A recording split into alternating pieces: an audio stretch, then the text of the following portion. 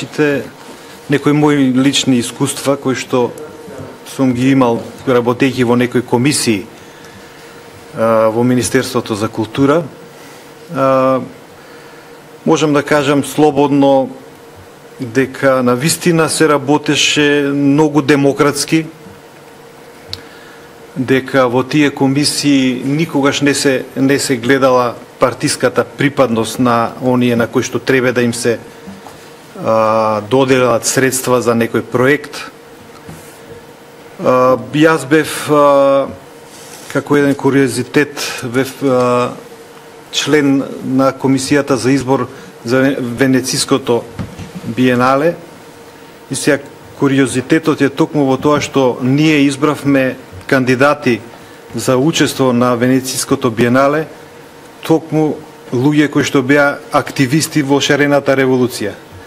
Така да на вистина тоа е еден доказ дека луѓето кои што биле предложени од ВМРО никогаш не гледале партиска припадност кога станува збор за уметници. Многу проекти беа реализирани за овој минат период.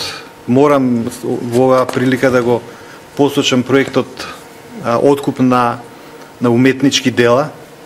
Значи тоа е еден фантастичен проект кој од не знам кои причини најдоа за сходно некои луѓе од тоа време опозицијата да го критикуваат.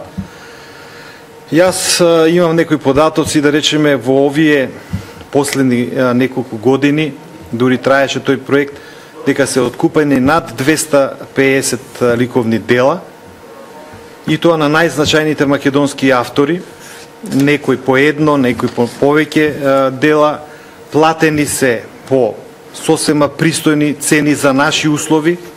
Значи сепак се востанови некаков пазар на уметност кој што апсолутно претходно сме го немале. Да напомнам некои имења од Личеновски, Мартиновски, Мазев, Корубин, по старата генерација, па се до помладите автори, Јован Шунковски, Благоја Маневски и така натака, да не спомнувам. Сето тоа беа автори на кои што им беа откупени дела. Дела беа пратени во Музеот на современа уметност, а дел во Национална галерија и, што е многу поважно, во институциите каде што се разбира дека се уметнички дела неопходни за презентација и на македонската култура, македонската ликовна уметност. Како една компарација само да кажам дека во периодот од крајот на 80-тите години се до почетокот на овој проект, вкупно уметнички дела се купени 100 и плюс 150 фотографии. Значи, разликата е огромна, така да мислам дека тоа треба да се почитува. Тоа беше еден стратешки потек на ВМРО кон сопствената култура, кон сопствената држава. Исто така во оваа прилика сакам да го спомнам проектот Скопје 2014, кој што вистинска револуција направи во контекст на сите културни збивања претходно и она што се случуваше додека тој се реализираше. Пред Скопје 2014 година, некаде после 70-тите години, па се до почетокот на овој голем проект, Скопје наликуваше на една паланка. Нажалост, се споредуваше дури и со, сега да не ги спомнувам, некои наши соседни градчиња, Врање, Лесковаc, значи тоа беше една катастрофална состојба во која што се најде Скопје. Значи запустен, заборавен град во кој што ништо ново не се улагаше. Скопје 2014 беше, пак ќе кажам, една вистинска револуција во една естетска, но и во една градежна смисла. И во економска се разбира. Има многу критичари за овој проект. Седна дадоа разни епитети од вирус во една естетска смисла, значи еден тотално анахрон проект и така натака. Но ако малце по-длабоко, по-свесно, по-трезвено го анализираме овој проект, ќе видиме дека се работи за еден национален проект. Во оваа смисла сакам да кажам еден факт кој што е ноторен, а тоа е дека сите проекти од Скопје 2014 се изработени од наши автори. Тоа е нешто што ќе остане во историјата.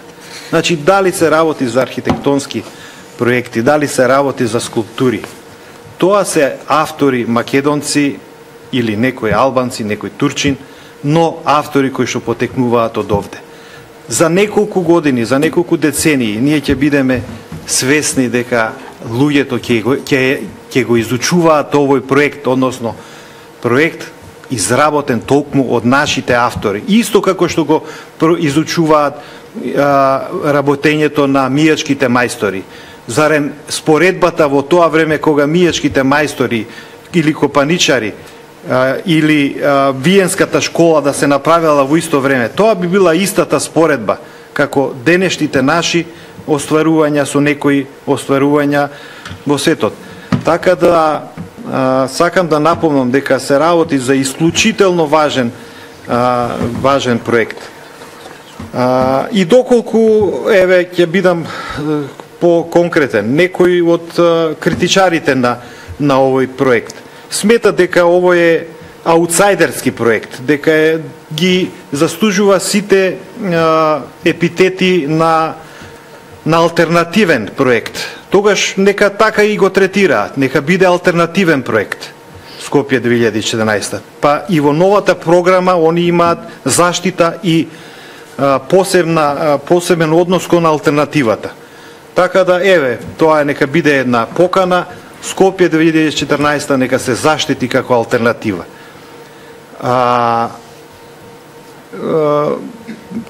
Во овој момент би било окей да нека продолжиме. Благодарам.